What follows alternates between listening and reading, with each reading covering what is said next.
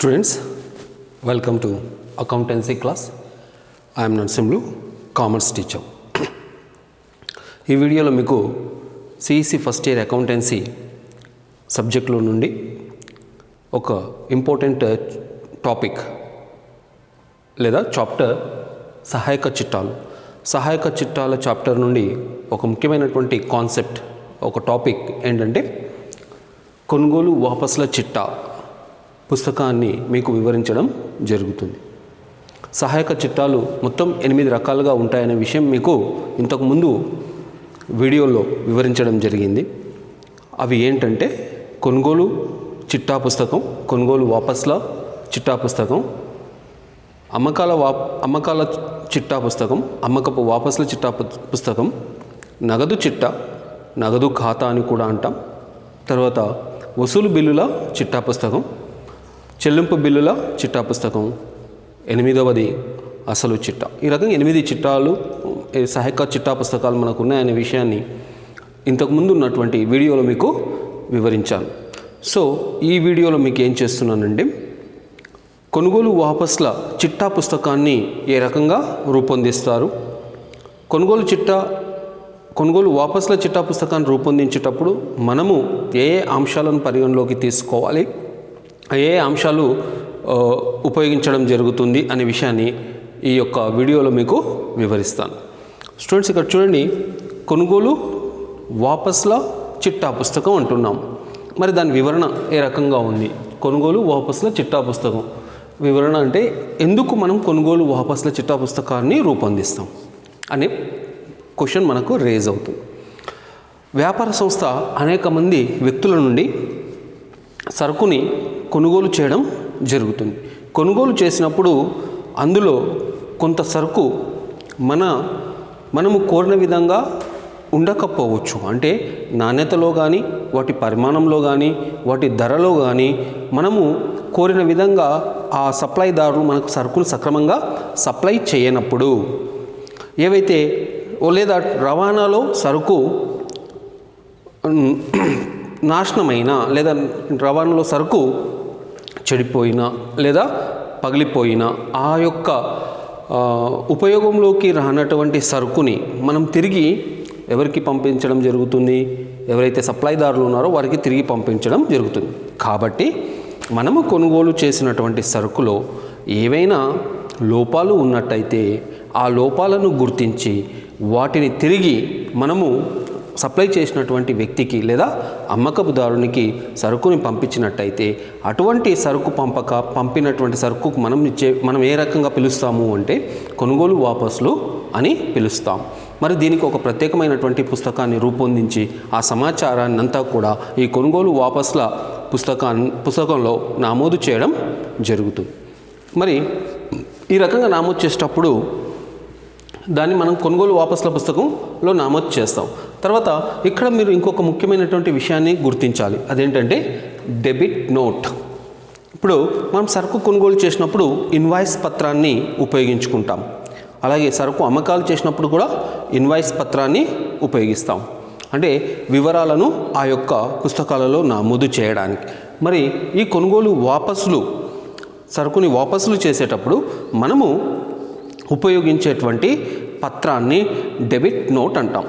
మరి ఈ debit note ఏంటంటే కొనుగోలు చేసిన సరుకుని వాపసు చేస్తూ ఉన్నప్పుడు ఆ విషయాన్ని, అంటే ఎంతైతే సరుకుని మనం వాపసు చేస్తున్నామో ఆ విలువ మేరకు సప్లైదారుని యొక్క ఖాతాను లేదా అమ్మకదారుని యొక్క ఖాతాకు డెబిట్ చేయడం జరుగుతుంది. ఆ విలువను, కొనుగోలు వాపసుల విలువను, కొనుగోలు చేసినటువంటి సరుకును వాపసు చేస్తూ ఉన్నప్పుడు ఎంతైతే విలువ అయిన సరుకుని మనం వాపసు చేస్తున్నామో ఆ విలువ మేరకు అతడి ఖాతాకు, ఎవరి ఖాతాకు అతడి అంటే ఇక్కడ అమ్మకదారుని ఖాతాకు లేదా సప్లైదారుని ఖాతాను డెబిట్ చేస్తే ఆ డెబిట్ చేసినటువంటి వివరాలను పొందుపరుస్తూ రూపొందించినటువంటి నోటుని మనం ఏమంటున్నాం?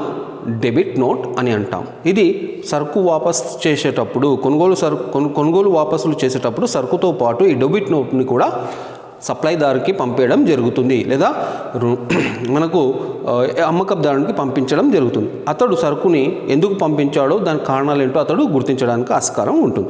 సో ఈ డెబిట్ నోటు మళ్ళీ ఒకసారి చెప్తాను, ఎగ్జామ్లో మీకు ఇది 2 మార్కులకు వస్తుంది కాబట్టి కొద్దిగా గ్రహించవలసినటువంటి, మీరు ఎక్కువగా తెలుసు అంటే ఎక్కువ కాన్సన్ట్రేట్ చేయవలసి ఉంది స్టూడెంట్స్. ఇక్కడ చూడండి, డెబిట్ నోట్ అంటే ఏం లేదు, మనము సరుకుని వాపస్ చేసేటప్పుడు ఆ సరుకు విలువను మనకు ఎవరైతే సరుకులు విక్రయించాడో, అమ్మాడో, లేదా సప్లైదారుడు ఎవరైతే ఉన్నారో అతని ఖాతాలో డెబిట్ చేయడం జరుగుతుంది. ఆ విలువను డెబిట్ చేస్తూ అతని ఖాతా విలువను తగ్గిస్తాం. ఖాతా నిల్వలు లేదా ఖాతా విలువను తగ్గించి మనం చూపిస్తాం. సో ఈ పత్రాన్ని మనం ఏం చేస్తాం, డెబిట్ నోట్ని అందులో ఎంతైతే సరుకు విలువ పంపిస్తున్నామో ఆ వివరాలను పొందుపరుస్తూ సరుకు వాపసుతో పాటు అమ్మకందారునికి అందించడం జరుగుతుంది. ఓకే, సో ఇక్కడ చూడండి, డెబిట్ నోట్ అంటే మీకు అర్థమైంది అనుకుంటాను ఇప్పటి వరకు. ఏంటంటే సింపుల్గా మనం ఏ రకంగా చెప్తున్నాం, సరుకు వాపసులతో పాటు ఈ యొక్క డెబిట్ నోట్ని రూపొందించి మనం ఎవరికి అందిస్తాం, సప్లైదారునికి అందిస్తాం. మరి డెబిట్ నోట్లో ఉన్నటువంటి సరుకు విలువను సప్లైదారు ఖాతాకు డెబిట్ చేయడం జరుగుతుంది. ఇది ముఖ్యమైనటువంటి విషయం. తర్వాత డెబిట్ నోట్లో ఉండే వివరాలు ఏమిటి చూడండి. డెబిట్ నోట్లో ఎలాంటి వివరాలు ఉంటాయి, పంపిణీదారు పేరు, తర్వాత చిరునామా. మనకు ఎవరైతే సరుకును పంపించారో ఆ వ్యక్తి పేరు, తర్వాత అతడి చిరునామాను మనం ఈ డెబిట్ నోట్లో రాసుకుంటాం. తర్వాత వాపస్ చేసినటువంటి సరుకు విలువ, ఎంతైతే సరుకుని మనం వాపస్ చేస్తున్నామో, రిటర్న్ చేస్తున్నామో ఆ రిటర్న్ చేసినటువంటి సరుకు విలువను అందులో పొందుపరుస్తాం. తర్వాత కొనుగోలు చేసినటువంటి సరుకు విలువ, మనం అతడి నుంచి యాక్చువల్గా ఎంత కొన్నాం ఆ కొన్నటువంటి అసలు విలువను ఇక్కడ రాస్తాం. తర్వాత ఇంకేముంది, సరుకు వాపసు చేయడానికి కారణాలు, మనము ఆ సరుకును ఎందుకోసం రిటర్న్ చేస్తున్నాం, వాపస్ చేయడం జరుగుతుంది, లోపాలు ఏమేమి ఉన్నాయి ఆ లోపాలన్నింటిని కూడా ఈ సరుకు వాపసు కారణాల కింద మనం చూపిస్తాం. ఇవన్నీ అంశాలు కూడా ఎక్కడ ఉంటాయి, డెబిట్ నోట్లో ఉండడం జరుగుతుంది. సో ఈ డెబిట్ నోట్ని ఆధారంగా చేసుకొని మనము కొనుగోలు వాపసుల చిట్టా పుస్తకాన్ని రూపొందించడం జరుగుతుంది. సో ఇప్పుడు ఒక ప్రాబ్లం తీసుకొని, సింపుల్ ప్రాబ్లం 2-3 పాయింట్స్ని మనం తీసేసుకొని కొనుగోలు వాపసుల చిట్టా పుస్తకాన్ని తయారు చేసుకుందాం. దానికంటే ముందు కొనుగోలు వాపసుల చిట్టా పుస్తకం యొక్క నమూనాను చూడండి. కొనుగోలు వాపసుల చిట్టా పుస్తకం యొక్క నమూనాలు 5 వరుసలు ఉన్నాయి ఇక్కడ. 1 తేదీ, 2వది వివరాలు, 3వది డెబిట్ నోట్ నంబర్, 4వది ఆవర్జపట సంఖ్య, 5వది మొత్తం రూపాయలు. ఇక్కడ డెబిట్ నోట్ సంఖ్య అని ఉంది చూడండి, లేదా డెబిట్ నోట్ నంబర్ అని అంటాం. అలాగే దాని తర్వాత ఆవర్జపట సంఖ్య, దాని తర్వాత మొత్తం రూపాయలు. ఓకే స్టూడెంట్స్, సో ఇప్పుడు మనం ఏం చేస్తామంటే ఒక ప్రాబ్లం తీసుకొని ఒక ప్రాబ్లంతో ఈ కొనుగోలు వాపసుల చిట్టా పుస్తకాన్ని ఎలా రూపొందించిన చిట్టా పుస్తకంలో వ్యవహారాలు ఏ రకంగా రాస్తారో చూద్దాం. 2-3 పాయింట్లు తీసేసుకుందాం. 2019 జనవరి 1 టీ అండ్ కంపెనీకి సరుకు వాపసులు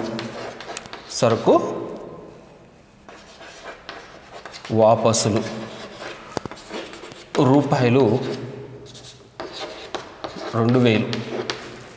జనవరి 8 కే అండ్ కంపెనీకి వాపసు చేసిన సరుకు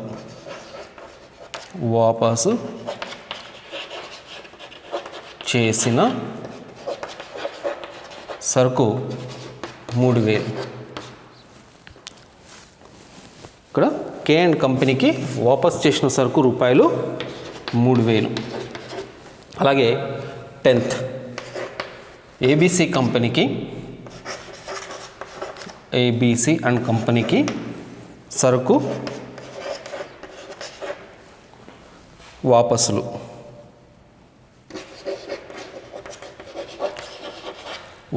రూపాయలు 1000. చూడండి, ఇక్కడ మనకు ఈ రకంగా 3 వ్యవహారాలు తీసుకుందాం. ఎప్పుడు 2019 జనవరి 1 నాడు టీ అండ్ కంపెనీకి మనం సరుకు వాపసులు చేసినాం, దాని విలువ రూపాయలు 2000. అలాగే జనవరి 8 రోజు కే అండ్ కంపెనీకి వాపసులు చేసిన సరుకు విలువ రూపాయలు 3000. అలాగే 10th రోజు జనవరి 10 నాడు ఏబీసీ అండ్ కంపెనీకి సరుకు వాపసులు రూపాయలు 1000 మనం వారికి వాపసులు చేస్తాం. ఈ రకంగా ఇచ్చినటువంటి వివరాలకు మనం ఏం చేస్తున్నాం, కొనుగోలు వాపసుల చిట్టా పుస్తకంలో ఆ యొక్క అంశాలను రాయవలసి ఉంటుంది. ఈ యొక్క వ్యవహారాలకు సంబంధించినటువంటి మొత్తము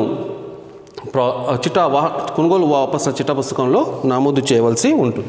ఇక్కడ కింద మళ్ళీ ఏమంటున్నారు మనకు, కొనుగోలు వాపసుల చిట్టాను రూపొందించండి. కొనుగోలు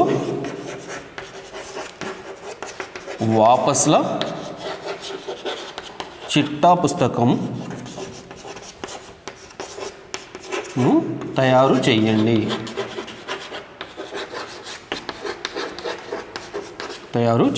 కొనుగోలు వాపసుల చిట్టా పుస్తకం తయారు చేయాలి. ఇచ్చినటువంటి వివరాలకు కొనుగోలు వాపసుల చిట్టా పుస్తకాన్ని తయారు చేయమన్నప్పుడు మనము ఈ ఆన్సర్ అని రాసేసుకొని ఇక్కడ మీరేం చేస్తారు, కొనుగోలు వాపసుల చిట్టా పుస్తకం యొక్క నమూనాను రూపొందించుకుంటారు. ఇందులో 5 వరుసలు ఉంటాయి. తేదీ, వివరాలు, డెబిట్ నోట్ సంఖ్య, ఆవర్జపటి సంఖ్య, మొత్తం రూపాయలు. ఇప్పుడు చాలా సింపుల్గా ఇది మనం పూర్తి చేసుకుంటాం. చూడండి, తేదీ వరుసలో తేదీ రాయండి. దాని తర్వాత మంత్ జనవరి 1. ఎవరికి మనం వాపస్ చేస్తున్నాం, టీ అండ్ కంపెనీకి వాపస్ చేస్తున్నాం, అది మాత్రమే రాయాలి. టీ అండ్ కంపెనీకి వాపసులు ఎంత అమౌంట్ వర్స్ ఇక్కడ డెబిట్ నోట్ సంఖ్య 1 అని ఇచ్చుకుంటాం. మొత్తం రూపాయలు 2000. అలాగే జనవరి 8 నాడు కే అండ్ కంపెనీ సరుకు వాపసులు 3000. ఇక్కడ డెబిట్ నోట్ సంఖ్య 2 అని ఇస్తాం, అమౌంట్ 3000. తర్వాత 10th జనవరి అక్కడ మనం ఏం రాస్తాం, ఏబీసీ కంపెనీ,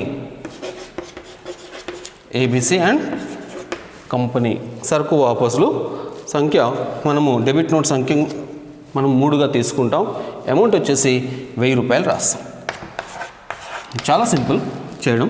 సో ఇప్పుడు మనం ఏం చేస్తాం, టోటల్ చేసుకోవాలి. మొత్తం రూపాయలను టోటల్ చేస్తే మీకు ఎంత వస్తుంది, 6000 వచ్చింది. ఇక్కడ దాని ముందు మొత్తం అని రాస్తే సరిపోతుంది. సో ఇంతే, మనము చాలా సింపుల్గా కొనుగోలు వాపసుల చిట్టా పుస్తకాన్ని రూపొందించి అందులో వ్యవహారాలను ఈ రకంగా రాయవలసి ఉంటుంది. ఒక్కసారి మళ్ళీ నేను మొత్తం విషయాలను వివరిస్తాను. కొనుగోలు వాపసుల చిట్టాను మనము ఎందుకు రూపొందిస్తాం అంటే, మనము వేరే వ్యక్తుల నుంచి సరుకులు కొనుగోలు చేసినప్పుడు ఆ వస్తువులలో ఏవైనా లోపాలు ఉన్నట్టయితే ఆ లోపాలను గుర్తించి, అంటే నాణ్యత పరంగా కావచ్చు, పరిమాణ పరంగా కావచ్చు, లేదా ఇతర కారణాలు ఏవైనా ఉండవచ్చు, ఆ రకంగా ఏవైనా లోపాలు ఉన్నట్టయితే ఆ లోపాలను గుర్తించి మనం కొనుగోలు చేసినటువంటి సరుకును తిరిగి సప్లైదారుకు పంపించడం జరుగుతుంది. అటువంటి దాన్ని మనం ఏమంటున్నాం, కొనుగోలు వాపసులు అంటాం. ఈ యొక్క వివరాలను నమోదు చేయడానికి మనం ఉపయోగించేటువంటి సహాయక చిట్టా పుస్తకాన్ని కొనుగోలు వాపసుల చిట్టా పుస్తకం అని అంటాం. ఈ కొనుగోలు వాపసుల చిట్టా పుస్తకం నమూనాలో 5 వరుసలు ఉంటాయి. తేదీ, వివరాలు, డెబిట్ నోట్ సంఖ్య, ఆవర్జపటి సంఖ్య, మొత్తం రూపాయలు. సో మనం ఇక్కడ ఏం చేస్తున్నాం, మనకి ఏదైనా సమస్య ఒకదైనా ప్రాబ్లం ఇచ్చినట్టయితే ఆ ప్రాబ్లంకి సంబంధించినటువంటి వివరాలు ఇందులో పొందుపరుస్తాం. దానికంటే ముందు ఇందులో డెబిట్ నోట్ అనేది ఉపయోగిస్తాం. సరుకుని వాపస్ చేసేటప్పుడు డెబిట్ నోట్ అనే పత్రాన్ని ఉపయోగించడం జరుగుతుంది. డెబిట్ నోట్ అనే పత్రం ద్వారా ప్రయోజనం ఏంటి అంటే, డెబిట్ నోట్లో సప్లైదారుకి మనము వాపసు చేస్తున్నటువంటి సరుకు విలువను తెలియచేస్తూ ఆ యొక్క మొత్తం విలువను అతడి ఖాతాలో డెబిట్ చేయడం జరుగుతుంది. ఆ విషయాన్ని తెలియపరుస్తూ సరుకుతో పాటు మనము వాపస్ చేసే సరుకుతో పాటు ఈ డెబిట్ నోటును కూడా ఎవరికి పంపిస్తాం, సప్లైదారుకి లేదా అమ్మకదారునికి పంపించడం జరుగుతుంది. ఇది ఎగ్జామినేషన్ పాయింట్ ఆఫ్ వ్యూలో 2 మార్క్స్కు చాలా మటుకు అడుగుతూ ఉంటారు, డెబిట్ నోట్ అంటే ఏంటి అనేది. ఆ విషయాన్ని మీరు గుర్తుంచుకోవాలి. తర్వాత డెబిట్ నోట్లో ఉండే విషయాలు ఏంటి అంటే, సప్లైదారుని పేరు, చిరునామా, తర్వాత అతడికి వాపసు చేస్తున్నటువంటి సరుకు విలువ, దాంతోపాటు అతడి నుంచి కొన్నటువంటి సరుకు విలువ, దాంతోపాటు చివరగా సరుకుని వాపస్ చేయడానికి లేదా మనం వాపస్ చేస్తున్నందుకు ఆ సరుకు వాపస్ చేయడానికి కారణాలు ఏంటో కూడా అందులో పొందుపరచడం జరుగుతుంది. సో ఇక్కడ మనకు సమస్య ఇస్తే మనం ఎట్లా రాస్తున్నాం, జనవరి 1 తేదీ జనవరి 1 అనే తేదీ రాసుకున్న తర్వాత ఏ వ్యక్తికి అయితే వాపస్ చేస్తున్నామో వివరాలు ఆ వ్యక్తి పేరు లేదా సంస్థ పేరు రాసి డెబిట్ నోట్ సంఖ్యను మనం ఊహించిన సంఖ్యగా ఇక్కడ ఇచ్చుకుంటాం. మొత్తం రూపాయలు ఎంత ఉందో ఆ విలువను అక్కడ రాసేస్తున్నాం. అలా 8 రోజున కూడా ఇంకొక కొనుగోలు వాపసుల వివరాలు ఉన్నాయి కాబట్టి 8 రోజు కే అండ్ కంపెనీ అని రాసేసి అక్కడ డెబిట్ నోట్ సంఖ్య 2, మొత్తం రూపాయలు 3000 అని రాశాను. 3వ వ్యవహారం కూడా ఇందులో ఉంది, ఏబీసీ అండ్ కంపెనీకి సరుకు వాపసులని. కాబట్టి ఏబీసీ అండ్ కంపెనీ అని రాసేసి డెబిట్ నోట్ సంఖ్య 3 అమౌంట్ 1000 రూపాయలు. మొత్తం టోటల్ చేసేస్తే మనకి ఎంత వస్తుంది? 6000 రూపాయలు వచ్చింది. దాన్ని మొత్తం అని ఇక్కడ మనం రాసేసుకుంటాం. ఈ విధంగా మీరు కొనుగోలు వాపసుల చిట్టా పుస్తకాన్ని రూపొందించవలసి ఉంటుంది. ఓకే స్టూడెంట్స్, మీకు కొనుగోలు వాపసుల చిట్టా పుస్తకం ఏ రకంగా తయారు చేయాలి, తయారు చేసేటప్పుడు మనము ఏ విషయాలను దృష్టిలో ఉంచుకోవాలనే విషయాలన్నీ కూడా మీకు అర్థమైంది నేను భావిస్తున్నాను. Thank you for watching this video.